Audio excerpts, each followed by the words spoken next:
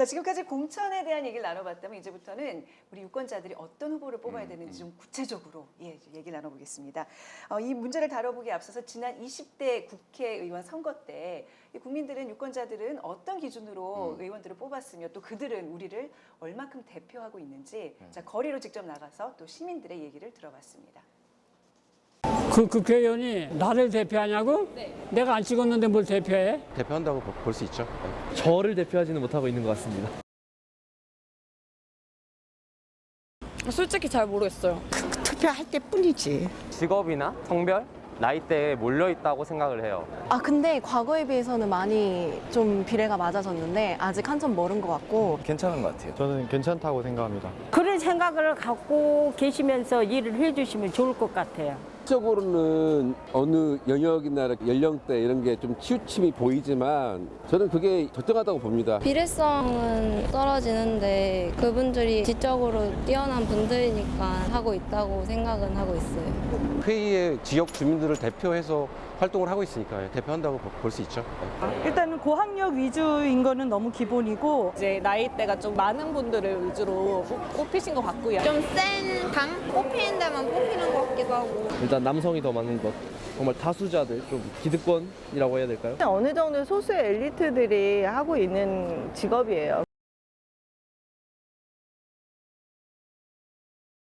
내가 안 뽑았는데 뭘 대표해?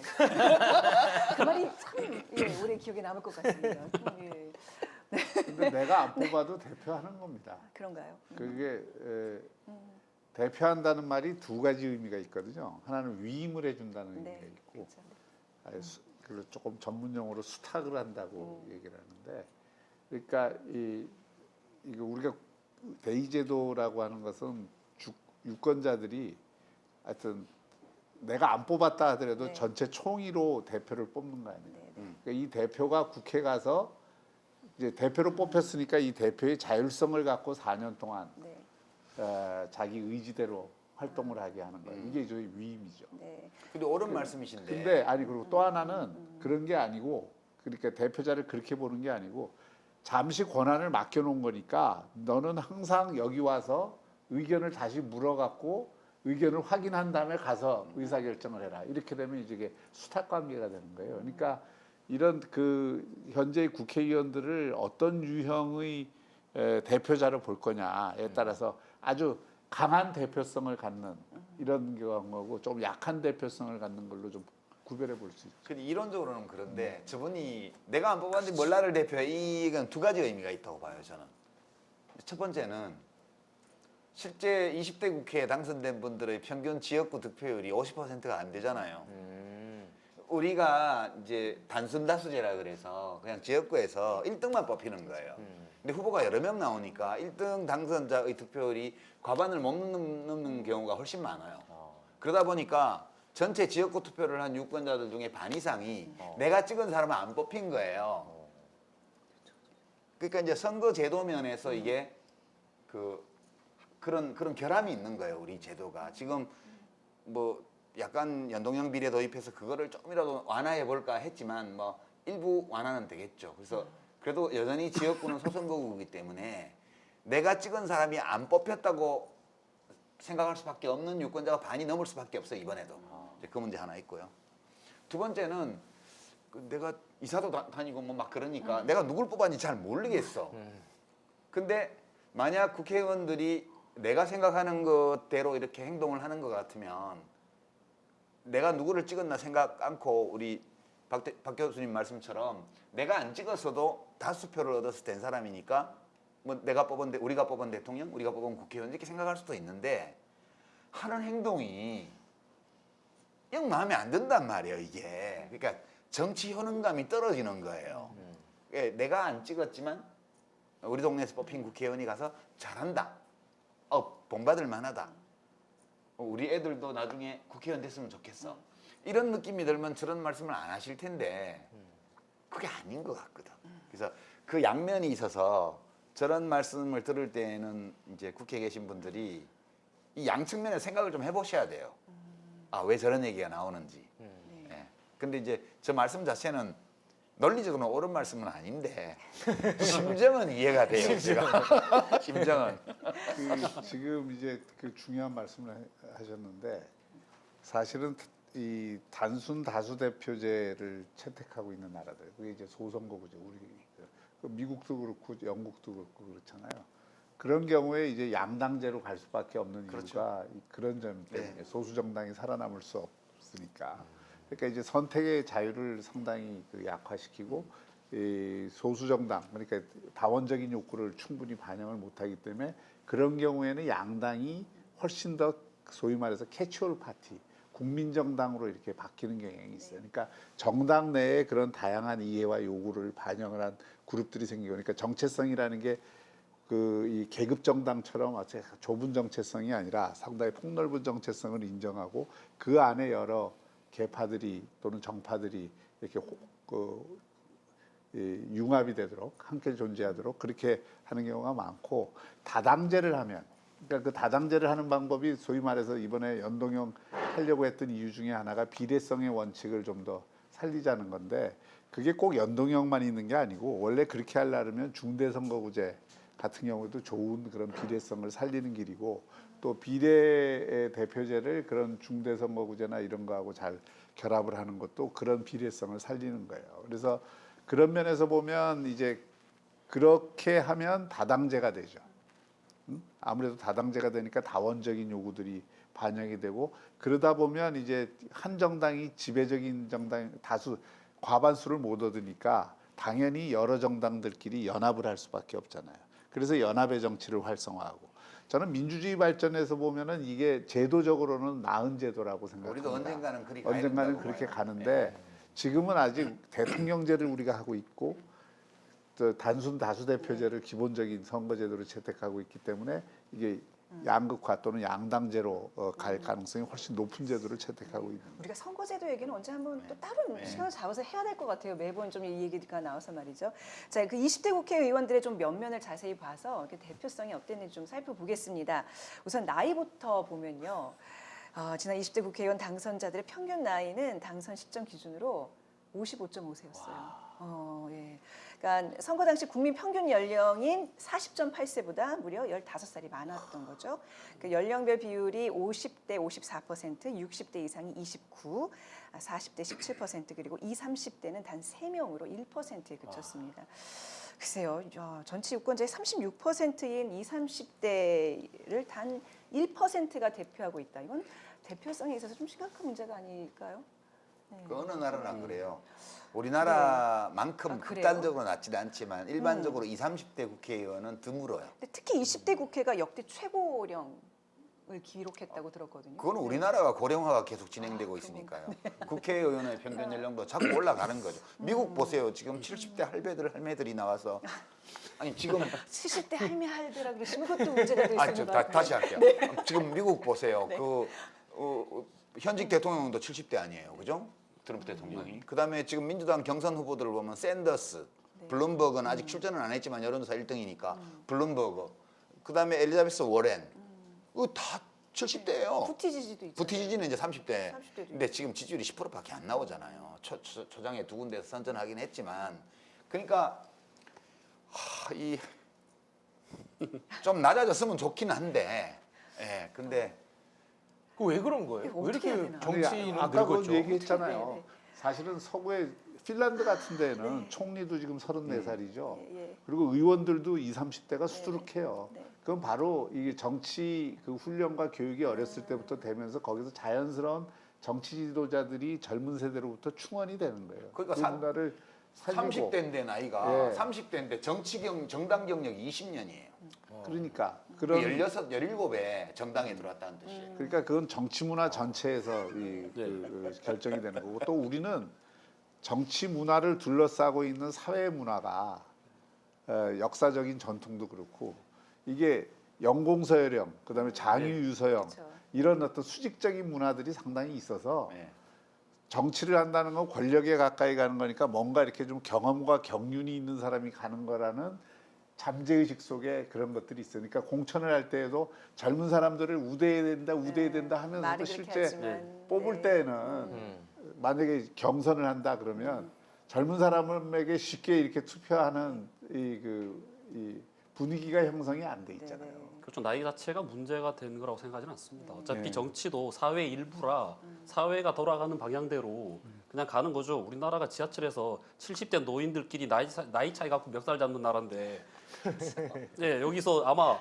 20대가 딱 나타나면 아마 대부분 사람들은 그럴걸요. 30대, 40대인 사람도 어린 놈이 뭘 안다고. 예, 그런 것이 일단은 그냥 계속 내려온 아까 박 교수님 말씀대로 계속 내려온 이 지금의 의식인 것 같아요.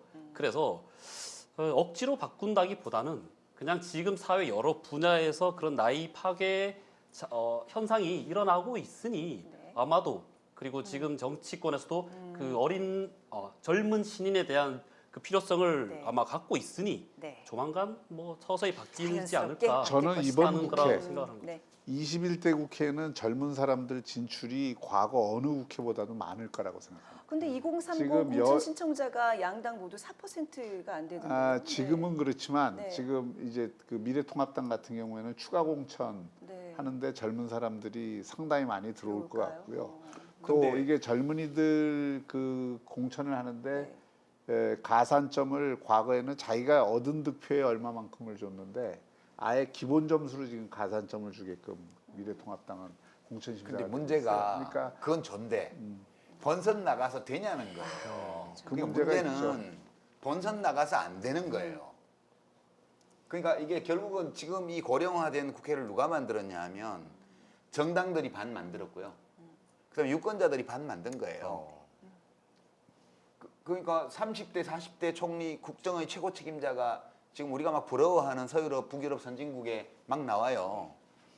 그거는 유권자들이 그것을 용납했기 때문이거든요. 왜 용납했냐 하면 저 전통 있고 100년씩 된 저 당들이 그 내부 절차를 통해서 저 사람을 총리 후보로 뽑았어. 그럼 받아들이는 거예요. 그러니까 이제 그것이 1차적으로는 정당들의 역할이고요. 두 번째는 정당들이 이제 그렇게 대통령 후보를 막 젊은 사람으로 하는 것까지는 못하더라도 국회의원 후보를 젊은 사람으로 해보려는 시도를 하잖아요.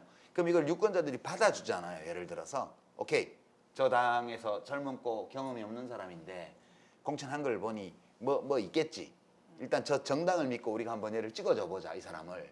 그렇게 해서 당선이 막 되잖아요. 그러면 다음번에는 더 많은 젊은이들이 도전할 거거든요. 그래서 저는 이번에 몇 명의 20, 30대가 결국 후보가 되냐 그것도 눈여겨봐야 되지만 그 후보들 중에 몇 명이 본선에 살아남냐 이거를 봐야 되고요. 만약 공천 받고 출마한 사람을 분모에 놓고 당선된 사람을 분자에 넣어서 그 비율이 상당히 높잖아요. 그러면 정당들도 수요를 하게 되고 청년들도 도전을 하게 돼요. 그러니까 이 과정이 한 번이라도 이 순환이 생겼으면 좋겠는데 지금 전망은 좀 어두워요. 제가 보기에. 그 유권자의 탓이라는 말이 매우 공감 가는 게 우리 작가님이 초선 의원이었을 때 저희 부모님이 TV 보면서 저 어린 게 저 건방져가지고 이렇게 욕하는 거를 제가 그 본 기억이 건방지게 있습니다. 나타났어 또. 건방지긴 했어. 근데 일단 어리면 그렇게 낙인을 찍는 편이 어린 게 먼저 들어갑니다. 용납이 안 전방이 되는 뒤로 거죠. 가고. 네. 생각해보면 제가 젊은 친구들도 그래요.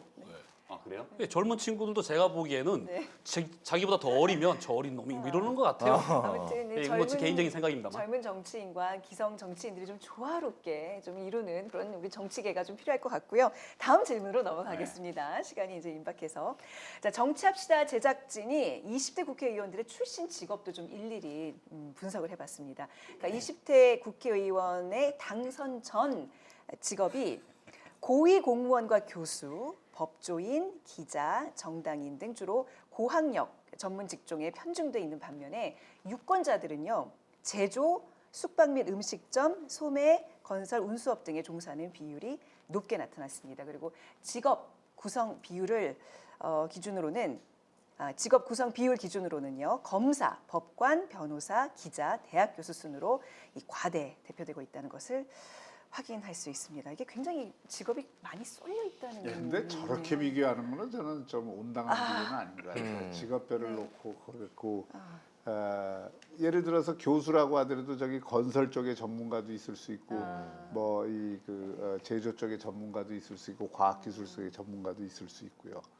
그런데 사실 이 편중 현상이 있는 거는 틀림없죠. 몇몇 직업으로. 그는 정치라는 특히 의회라는 또 입법이라고 하는 그 특성과 좀 연관이 돼 있어요. 그러니까 정책의 전문성을 높이기 위해서는 어느 정도 그런 어떤 훈련이 된 부분들이 필요하고 지금 그럼에도 불구하고 우리나라 국회도 예를 들어서 노동이라든지 복지라든지 뭐 이렇게 다양한 분야에서 이 충원을 하려고 그동안 노력을 해서 그런 부분들이 어느 정도는 되는데 저 현상을 근원적으로 저는 없애기는 앞으로도 좀 힘들 거다 이런 생각이 들어요. 왜냐하면 미국도 전체 국회의원의 30% 이상이 변호사입니다. 변호사. 그리고 그런 현상들은 각 나라에서 북유럽 같은 경우에도 각종 뭐 이렇게 직업들이 있다 그러지만 정치인이 훈련되는 코스는 오히려 그런 나라일수록 제한적으로 돼 있어요. 그 정치 코스에 들어가야만 정치인이 되지. 그렇죠. 다양한 그냥 직업의 대표라고 해서 정치에 들어오는 게 아니다. 그러니까 정치가 전문화되면 전문화될수록 그 영역의 독자성을 가지고 전문성을 키우는 쪽으로 가는 거지. 그냥 직업별로 그냥 대표자들 뽑아서 이렇게 하는 건 아니다. 근데 저런 데이터를 보여드리는 이유는 이제 후보자 국회의원 후보 지역구 후보 투표를 할 때 이제 어떤 사람인지 좀 보라고 지금 저거 보여주신 거잖아요. 근데 우리 현실을 보면 이런 거예요. 뭘 제일 많이 보는 것 같아요? 박 교수님 선거 해보셨잖아요. 선거 공보물에 뭐 공약, 그렇죠. 이력 뭐 쫙 들어가잖아요. 사람들이 뭘 제일 중시해서 보는 것 같아요? 경험상. 그렇죠. 학력도 중요하게 보죠. 첫 번째 학력이에요. 그래요, 학력이에요. 이게 소위 SKY 출신들 전문직 종사자들이 많이 들어가는 이유가 사람들이 제일 많이 보는 게 우리나라 학벌 사회예요. 네. 그래서 국회의원을 선택을 할 때 이 사람이 어떤 사람인지 잘 모르잖아요, 우리가. 네. 그러니까 일단 경력 사항을 봐요. 학력 경력을. 거기에 학력란에 고졸 이렇게 나오면 일단 안 찍어줘요. 그다음에 대학을 나와도 이제 대학원 이런 거 써져 있으면 그건 잘 안 봐요. 학부를 봐요. 학부를. 그렇지. 네? 학부를 봐요. 그거 되게 강하고요. 두 번째는 대표 경력을 봐요. 어떤 자리를 지낸 사람인가. 그래서 청년들이 불리한 거예요. 스펙이 그 선거 공보물에 늘 스펙이 별로 없는 거예요. 그러니까 우리 아들이랑 비슷하잖아 얘. 얘가 무슨 국회의원이야. 이렇게 되는 거고 뭐 한다 하는 대학 출신에 뭐 외국도 좀 갔다 온 이력도 좀 있고 뭐 고위직 지내고 뭐 판검사라도 지냈고 뭐 고위 공무원이라도 지냈고 이러면 어이 그럴듯한 사람이네. 이게 우리 문화거든요. 그거 희한하네요.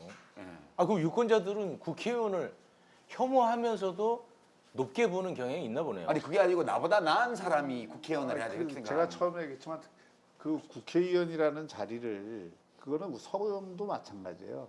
탁월한 사람이 자기를 대표해야 그렇지. 된다는 생각이 있는 거예요. 우리 나를 대표할 사람은 그러니까 나하고 비슷한 뭐 나보다 낫기를 바라는 거죠. 동네에서 다 똑같이 하는 사람이 대표자로 간다는 거는 뭔가 불합리해 보이는 거예요. 그래서 나름대로 그 능력이나 경력이나 이런 것들이 검증된 사람이 우리 대표가 돼야 나는 안 되더라도 좀 대리 만족을 할 수도 있고 또 그 사람이 나를 제대로 우리들을 제대로 좀 대변해 줄 거다. 그리고 또 보통 이게 선거 구호 중에 후보들 가는데 무슨 우리 구의 자존심 뭐 이런 표현 많이 쓰거든요. 자존심. 예, 뭐 네, 자존심 네. 이런 그 자존심이라는 게 뭐냐? 우리 국민들을 대표하는 국회의원은 어디 내놔도 손색이 없는 다 번듯한 사람을 우리가 뽑아서 내보낸다. 이런 생각들이 있는 거예요. 그러니까 자존심이라는 표현을 쓰잖아요. 아니 최욱 씨는 그런 거 안 봐요? 저는 먹을 때? 학벌은 보지 않았던 것 같습니다. 그럼 뭘 봤어요? 관상을 좀 봤던 것 같아요. 허진모 작가는 뭐 보고 뽑아요? 저는 공약을 본 것 같습니다. 아유, 모범 답안?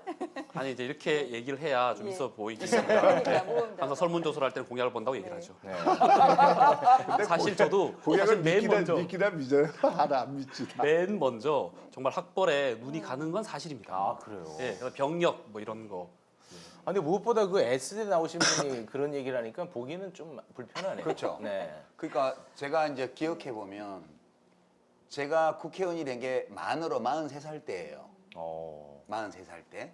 어린 나이가 아니네요. 아니죠. 네. 일국의 대통령을 하고도 남을 나이에 헌법상으로는 40 넘으면 출마할 수 있잖아요. 근데 국회를 가니까 그 저보다 젊은 사람이 거의 없는 거예요. 지금 지탄받는 586 세대 몇 명밖에 없어. 2000년에 영입돼서 이제 국회의원 됐던 그분들 몇 분 계시고 나머지는 다 저보다 연세들이 높아요. 그래서 제가 만으로 46세 장관이 됐거든요. 갔더니 국장급 공무원 중에 저보다 나이가 젊은 분이 막 국장 된 한 분밖에 안 계시더라고요. 한 20여 분이 다 저보다 연세가 많으세요. 그러니까 우리 사회가 모든 의사결정 과정이 50대들이 민간이건 공공분야건 다 하고 있거든요. 그러니까 그 밑으로 되는 연령대에 있는 사람이 큰 의사결정권을 가진 자리로 가는 게 되게 이상해 보여요. 이상해 보일 뿐만 아니라 여기까지만 합시다. 할 말이 좀 더 있긴 한데. 그러니까 젊은 사람들이 가기가 되게 힘들어요. 제가 46세 장관 임명장을 받았는데 그게 그 정부 5년을 통틀어서 가장 젊은 사람이에요.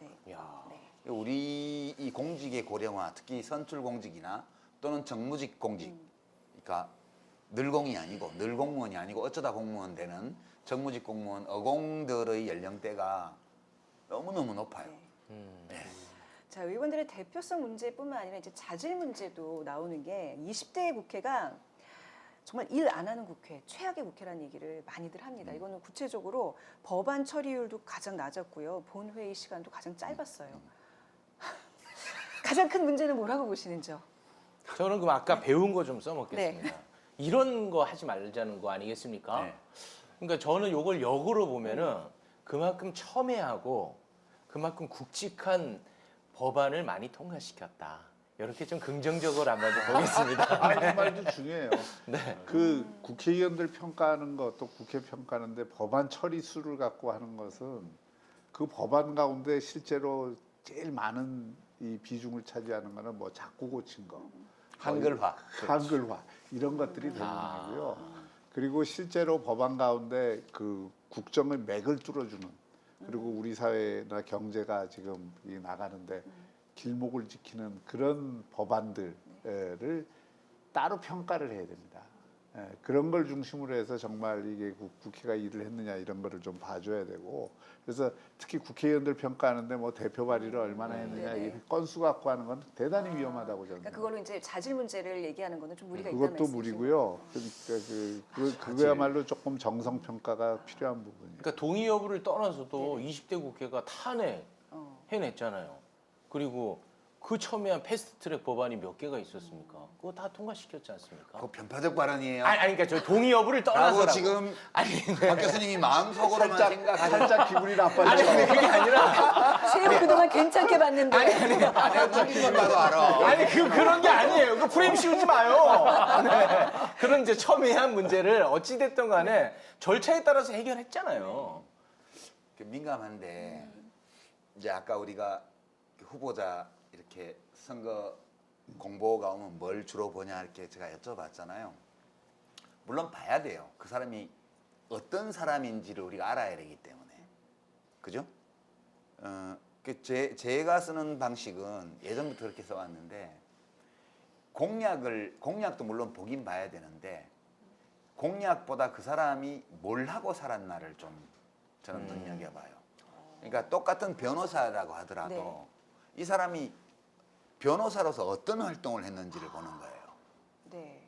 그러니까 그게 자기 자신을 위한 활동을 하면서 주로 사는 사람과 다른 사람을 위해서 활동하면서 사는 사람 중에서는 웬만한 차이가 아니라면 저는 후자를 택해요. 말이라는 것은 교원 영색과 뽑히기 위해서 선거 공보에다가 온갖 좋은 공약을 다 넣을 수 있어요. 그러나 그게 말이거든요.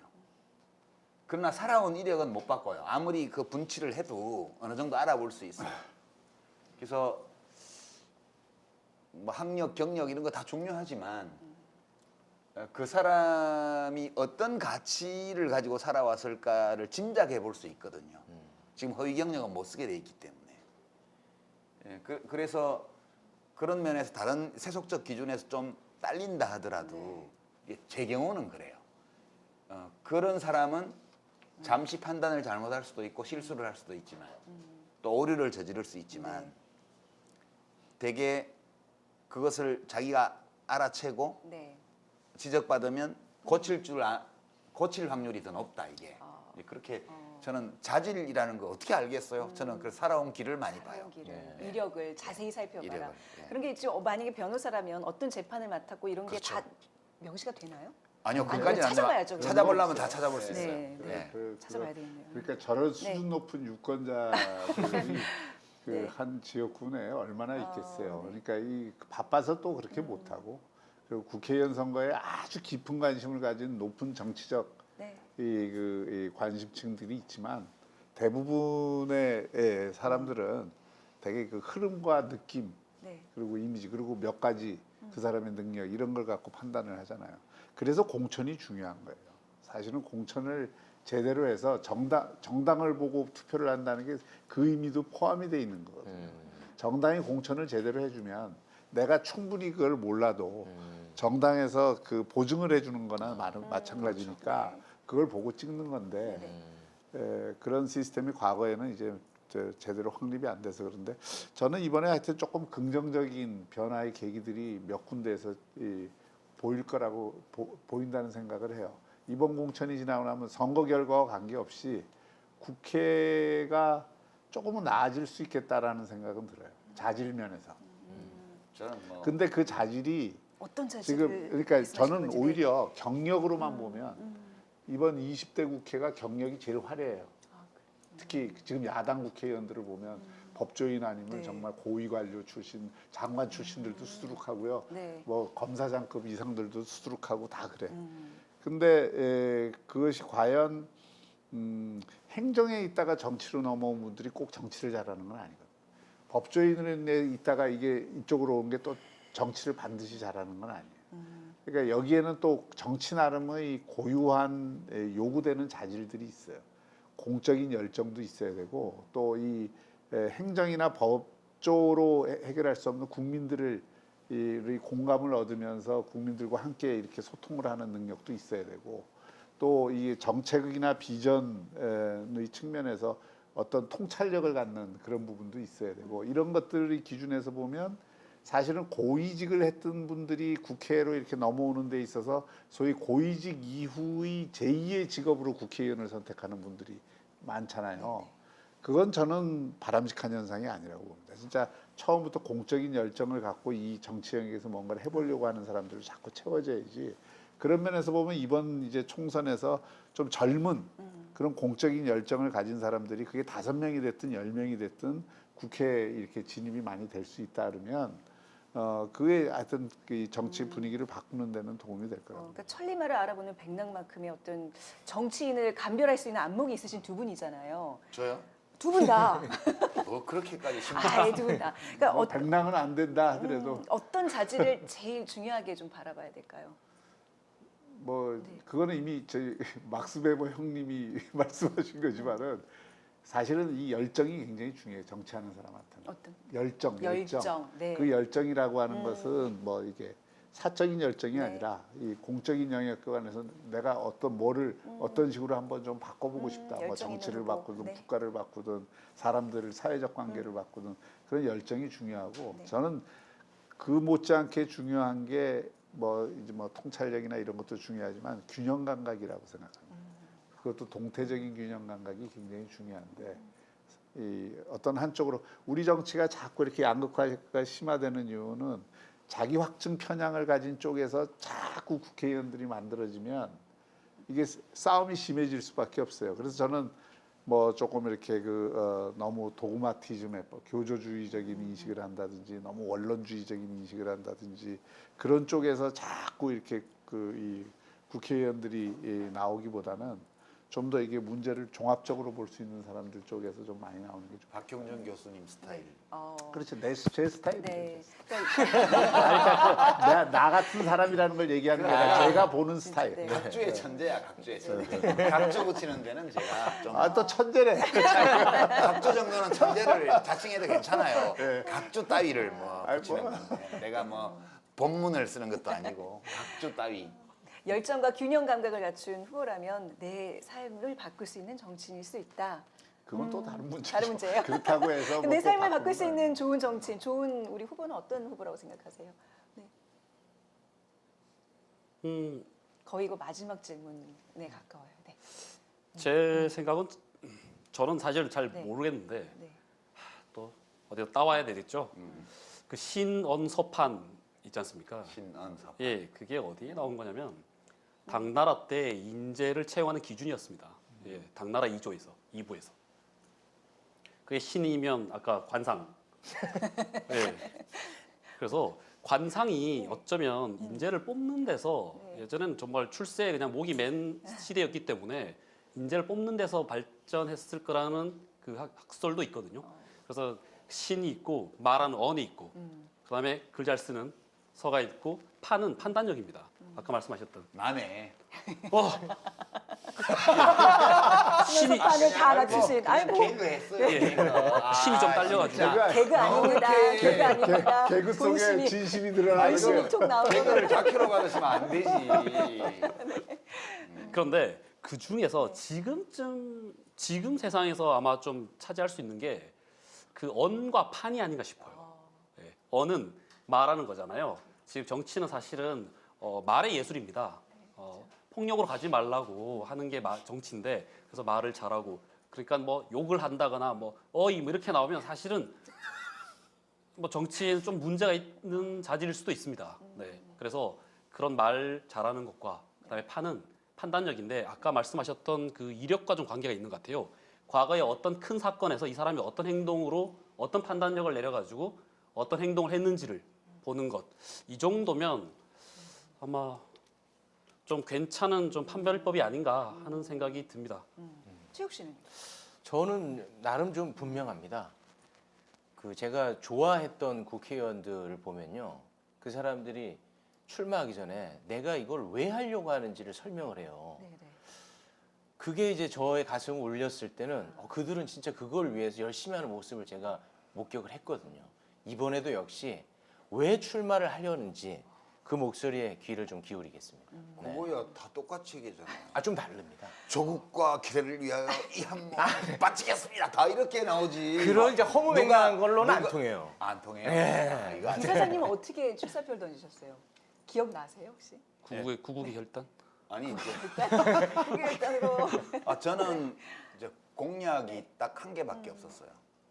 그러니까 그때 1년짜리 보궐선거라 당선시켜 주시면 국회 보건복지위원회에 가서 어린이, 여성, 청소년, 장애인들의 그 권익을 위해서 일하겠습니다. 그 딱 공약은 그 하나였고 나머지는 다 정치 개혁에 관한 거였어요. 우리나라 정치 이렇게 바꿔야 됩니다. 구체적으로 말씀. 그래서 제가 당선된 다음 날 바로 이 공약을 100% 이행했죠. 국회의장님한테 가서 의장님 저 사실 비교섭단체라 자리 없는데 누구 한 분 좀 설득해서 저 좀 그때 박관영 국회의장이 오케이 국회 사무총장 오시라 해가지고 이렇게 해서 저를 복지위원회에 넣어주셨어요. 그래서 저는 당선과 동시에 100% 공약 이행 이렇게 또 자기 잘. 그런 건데 아니 근데 저는 어떤 기준으로 국회의원을 선택해야 되냐 이게 이제 규범적인 질문이에요. 그보다 제가 더 관심을 가진 문제는 사람들은 어떤 기준으로 후보를 선택할까 현실에서 그거에 저는 더 관심이 많은데요. 투표를 하는 유권자들 중에서 한 3분의 2는 그냥 당을 보고 찍어요. 그래서 저 같은 사람은 보수 정당에서 세종대왕님이 나오셔도 안 찍어요, 저는. 네. 세종대왕인데도요? 예, 세종대왕님이라도 안 찍어요. 네. 예. 이제는 그러니까 저하고 좀 다른 점. 아, 내 후회가 되네. 아니 이제 과거에 저 같은 사람이 3분의 2는 돼요. 그러니까 3분의 1 정도가 이 소속 그 국회의원 후보의 소속 정당이 무엇이든 상관없이 다른 요소들에 따라서는 넘나들면서 찍을 수 있는 분들이 3분의 1쯤 돼요. 제가 볼 때는. 근데 이게 현실이고요. 여론조사하면 뭐 공약을 본다, 뭐를 본다 말씀하지만 그거하고 실제 하는 건 달라요. 그러니까 보통 우리가 이제 학자들이 말씀하시는 거는 공약을 보고 찍어라. 그래서 나한테 이익이 되는 정책을 내건 정당이나 후보를 선택하라고 하시는데 그것이 저는 꼭 옳다고 생각하지 않아요. 심지어 현실은 또 그렇지도 않아요. 사람들은 어떤 후보나 어떤 정당이 나에게 이익을 줄 것인가 이것도 고려하지만 어떤 정당, 어떤 후보가 옳은 일을 하는가 이게 더 중요하다고 봐요. 그렇게 해서 이 후보와 이 정당이 하는 것이 옳아 이런 판단이 들면 그 정책이 나에게 물질적 손해를 안겨주는 경우에도 찍어요. 그러니까 인간이라는 존재는 그 좁은 의미의 이른바 계급 투표 있잖아요. 그러니까 이 시각은 저는 성립할 수 있는 이론적인 시각이지만 현실의 인간을 잘 설명해주는 이론은 아니라고 봐요. 저는 이제 가장 크게는 사람들은 자기가 옳다고 믿는 바에 따라 투표한다. 이게 첫 번째고요. 그거보다 그 다음 순서로 나에게 이익이 되는가 이걸 또한 고려한다고 봐요. 한다고 보는데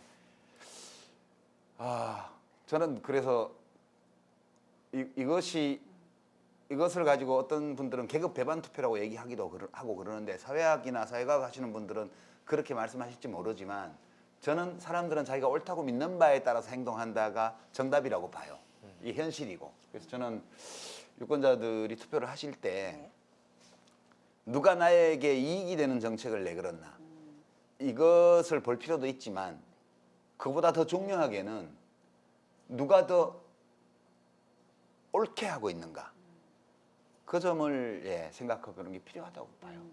때로 그것이 나의 이익을 침해할 가능성이 있다 할지라도 반대로 내 인생에 전혀 도움이 되지 않을 것 같은 후보, 내 분노 게시만 높일 것 같은 피해야 할 후보는 어떤 후보인가요? 저는 그게 좀 더 알고 싶어요. 네. 이런 후보는 피해야 된다. 이것도 조금 상투적이 될 소지가 있는데 적어도 저는 이게 골목 정치에만 매몰돼 있는 사람은 지방의회를 하는 게 좋다. 국회를 하기보다는 그런 생각이 들고요. 그리고 이 정치라는 게 삶의 그 복잡성과 아주 그 무궁무진함을 이해해야 정치를 잘하는 거거든요. 근데 외골수들이 있어요. 정치를 하다 보면 외길로만 생각하는 그걸 다 알 수는 없지만은 경력이나 그 사람의 말투나 이런 걸 보면은 대체로 좀 이해할 수 있잖아요. 그런 경우에도 사실은 좀 조심해야 된다 이런 생각이 들어요. 떠오르는 캐릭터가 있어요. 외길 걷는 사람도 있어야 돼요. 그러니까 모든 국회의원이랑 똑같으면 안 돼요. 300명의 국회의원 중에는 뼈차가고 까칠한 사람도 제 말을 그거 하지 말고 왜냐하면 그 제 말의 의미를 다른 식으로 해석해서 반박을 하면 안 되니까. 그거 취소하고. 이 사장님이 생각하는 나쁜 후보. 본인이 생각하는 것만 있어요. 진짜 말꼬리를 잡고 그래. 죄송합니다. 나도 모르게. 일부러 그런 건 아니고 저도 모르게 그렇게 됐어요. 이거 참. 오늘 너무 재밌었던 장면은 뭐냐면 상대가 얘기할 때마다 얘기 안 하시는 분 끙끙 앓아. 계속 끙끙 앓고 계셔. 그게 오늘 너무 재밌었습니다. 그러다 못 참아서 한마디 하고 바로 인정당해요. 항상 그랬습니다. 항상 그랬어요. 항상 그랬습니다. 인생이 그런 거지. 네네. 다 허허 이러면 되나? 황희정수만이 자꾸 세상이 안 돼요. 그러니까 편집해 주시고요. 제가 이제 이런 후보는 진짜 피하자라고 말씀드린 건 여러 유형이 있는데 딱 두 가지만 할게요. 궁금하다. 첫 번째는 연민의 정이 전혀 없어 보이는 사람. 그러니까 작고 여리고 약한 그런 어떤 어떤 사람 동시대인들의 삶의 양상, 사건 이런 것에 대해서 측은지심을 느끼지 못하는 듯한 사람이요. 그러니까 내가 아닌 타인이 당한 그런 불행한 일들에 대해서 연민을 보이지 않는 사람. 진짜 공직자로서 부적합해요. 두 번째는 이건 좀 사람 따라 다를 수 있는 건데 제 기준인데요. 앞뒤가 안 맞는 주장을 하는 사람. 그러니까 이제 들으면서 누굴 바보로 아나 이런 생각 들게 하는 사람이 있어요. 아니 그러니까 저 사람 바보 아냐? 이건 괜찮아. 네. 들으면서 저 사람 바보 아냐? 진짜 답답하네 이런 네. 느낌이 오는 사람은 괜찮아요. 오히려 예, 나쁜 짓 하진 않아요. 좀 답답하긴 네. 해도. 근데 누구를 바보로 하나 싶은 생각이 들게 하는 사람들이 있어요. 그런 사람은 뽑지 말아야 돼요. 그런 사람은 올바른 사람일 수도 없고 똑똑한 사람일 수도 없고요. 그냥 공정한 사람이긴 더욱이 어려워요. 그런 유형은 좀 피하는 게 현명하지 않을까라는 극히 개인적인 소견을 말씀드려봅니다. 그 다양한 이유들 들어보니까 뭔가 좀 안목이 오늘 생기는 것 같아요. 네. 네, 네. 저는 그 유권자 입장에서 네, 좀 그 오래 전부터 정치인과 유권자들은 이 거짓말을 놓고 대결을 하는 사람 같아요. 그 고구려의 주몽이 알에서 태어나기 한 6, 7년쯤 전에 그 로마에서는 그 필승 전략집이 하나 나와요. 선거 전략집이. 거기에 당선되기 위해서는 모든 약속을 다 하라. 그리고 모호하게 하라. 라는 게 있습니다. 그 다음에 그 2100년이 흘러서 드골 대통령이 그러죠. 정치인은 자기가 한 말을 자기가 믿지 않기 때문에 남이 자기 말을 믿어주면 놀란대요. 이거 너무 웃긴다. 드골이 그런 말도 했어요. 예. 그래서 보면 2000년 동안 하나도 변한 게 없는 거예요, 정치인들은. 네. 그러니까 유권자들은 그것을 보고 싸워야 되는데 네. 요즘은 문명의 이기가 발달돼서 네. 그거를 좀 찾기가 쉬워. 좀 쉬운 거죠. 네. 그래서 아마 그 유권자 입장에서 가장 그 말씀하신 수많은 요소들을 한꺼번에 거짓말로 놓고 본다면 이걸로 찾기가 쉽지 않을까 하는 생각이 듭니다. 진짜 요새는 뭐 거짓말 하나 했다가 들키면 영원히 하죠. 박제당하더라고요. 그렇죠. 방송에서도 거짓말 못해요. 네, 진짜 영원히 신하시면. 박제되더라고요. 그러니까, 네네. 자, 당신의 삶을 바꾸는 토크쇼 정치합시다. 이제 마무리할 시간인데요. 오늘 좀 특별히 최욱 씨가 오고 나니까 좀 활기가 있었던 것 같아요. 좋네. 좋아요, 전 진짜로. 오늘 어떠셨어요? 저는 네. 힘들었는데요. 아니, 두 어르신들 저희가 힘들겠나요? 한 번 크게 싸울까 봐 얼마나 조마조마하던지 눈치 보느라 시간 다 갔습니다. 네. 저는 진짜 계속 고정으로 나와주면 이 진행이 훨씬 편할 것 같다는 생각이 드는데 어떻게 안 될까요? 누나를 봐서 자리 좀 바꾸고 싶어 하는 거야. 내주 나오면 안 될까요? 이 자리도 드릴게요. 아니 우리 시식다방 한 번밖에 안 남았어요. 정말 아 그런가요? 네. 다음 3월에 시간에. 한 번밖에 안 남았어요. 그때 좀 어떻게 안 될까요, 최욱 씨? 일단 뭐 오늘 네. 그나마 이제 보람된 거는 네. 제가 좀 수준을 많이 네. 떨어뜨렸다는 걸로 큰 보람을 안고 돌아가겠습니다.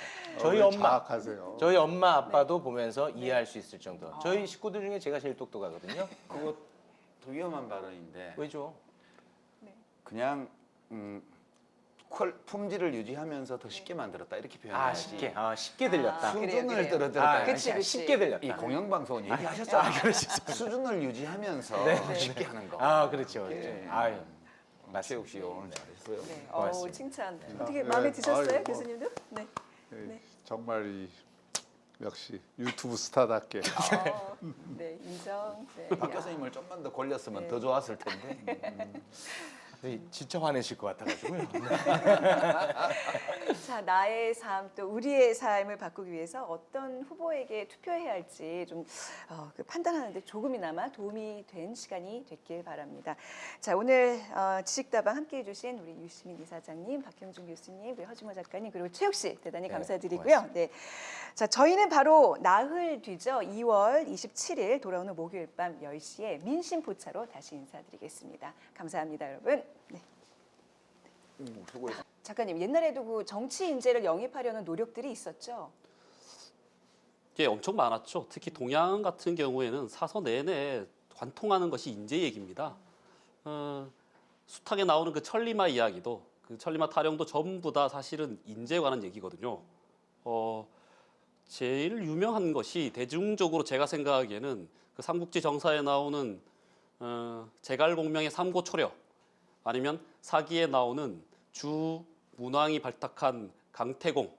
제가 보기에는 강태공이 좀 더 주시해 볼 만한 일이라고 생각을 하는데, 강태공이 어떻게 이 리크루트 됐냐면 주 문왕이 옛날 그 제후 시절에 꿈에 선조가 나와요. 태공망이 이제 태공이 그때 나타나시는 건데, 나타나서 어디를 가가지고 이런 사람 만날 수 있을 거다라고 점지를 해줍니다. 그래서 꿈 얘기를 듣고 가서 만난 사람이 강태공이에요. 이게 뭐냐? 그만큼 정말 꿈에 나타날 정도로 스트레스 받은 거예요. 네. 그런데 이것이 한 700년쯤 후에 이 당나라 때 다시 한번 재현이 됩니다. 그 정관종에 어떤 기록이 나오냐면, 당태종이 신하들을 모아놓고 이런 얘기를 합니다. 인재 좀 데려와라. 야, 내가 꿈꿔야 되겠니? 로또야? 뭐 이렇게 막 얘기를 하는 장면이 나옵니다. 그만큼 시달렸다는 거죠. 그리고 천리마 얘기 나올 때 항상 같이 나오는 거 있죠. 이것도 사실은 당나라 때 그 한유의 기록에서 나오는 얘기인데, 그 백낙 이야기가 거기서 나오는 겁니다. 백낙. 그렇죠. 천리마는 많으나 백낙이 없더라. 그러니까 인재는 많이 있는데 인재를 찾아볼 만한 눈이 없었다는 거죠. 예. 그때도 사실은 구직난이 엄청 엇갈렸어요. 왜냐? 당나라 태종이 그렇게 그 신경을 썼음에도 불구하고 그때 당나라 때 과거제의 경쟁률은 50대 1에서 100대 1이었습니다. 예, 그러니까 한쪽은 예나 지금이나 이 구인난하고 구직난은 항상 동시에 존재하는 거죠. 그러니까 보는 눈이 진짜 중요한 겁니다. 과거에도 뭐 지금과 같은 그런 공천제도 비슷한 그런 게 있었나요? 예, 인류사를 놓고 봤을 때 지금하고 사실은 뭐 사회 계급 제도나 이런 것이 자체가 달라서 똑같이 놓고 비교하기는 좀 뭐하지만, 인재를 뽑는다는 측면에서는 천거제가 시공간적으로 가장 많이 차지하고 있었다라고 볼 수 있습니다. 그러니까 극히 일부의 그 아테네에서 추첨제, 제비뽑기나 그다음에 일부 영역 직종에 대해서는 그렇게 선출했었거든요. 뭐 군사 같은 데서는.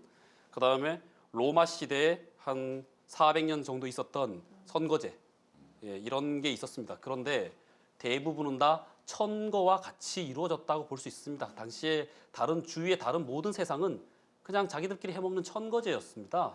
동양도 마찬가지였죠. 주나라 시대 때 이전부터 계속 천거를 해요. 예.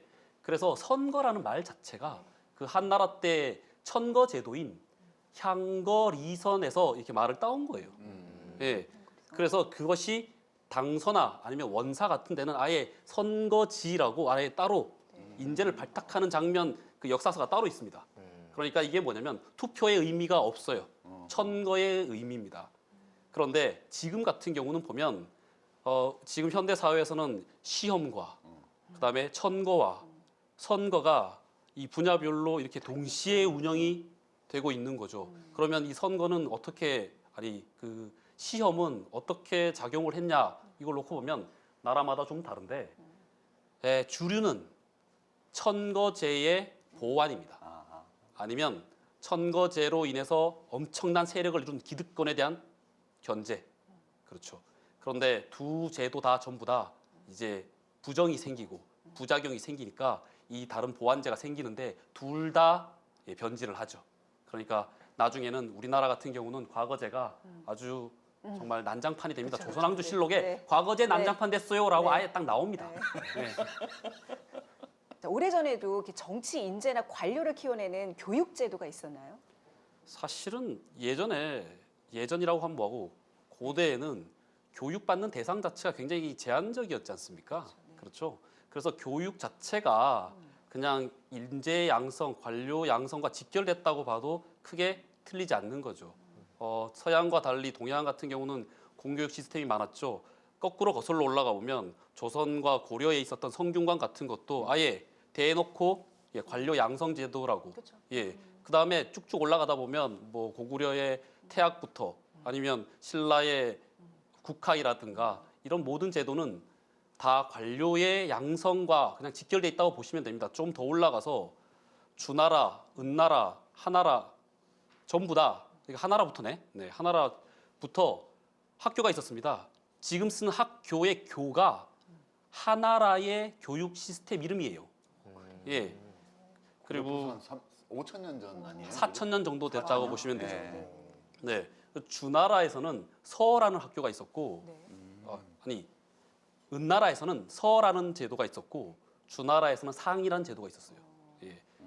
그러니까 교육과 그 다음에 이 관료 양성과는 좀 떼기가 어렵지 않나 싶습니다. 옛날 공자왈 맹자왈 하는 것도 아예 그 목적 자체가 관료가 되기 위한 그런 목적이 있었거든요. 사기에 이런 말도 나옵니다. 소진이 뭐라고 얘기를 하냐면 글 공부 이렇게 해서 벼슬을 못하면 뭔 소용이냐고. 아예 대놓고 글 공부의 목적은 관료였습니다. 그렇죠. 가문을 위해서. 그렇죠. 대제소선 벼슬하는. 예. 그런데 반면에 서양 같은 경우는 대부분 사교육이 이루어졌죠. 예.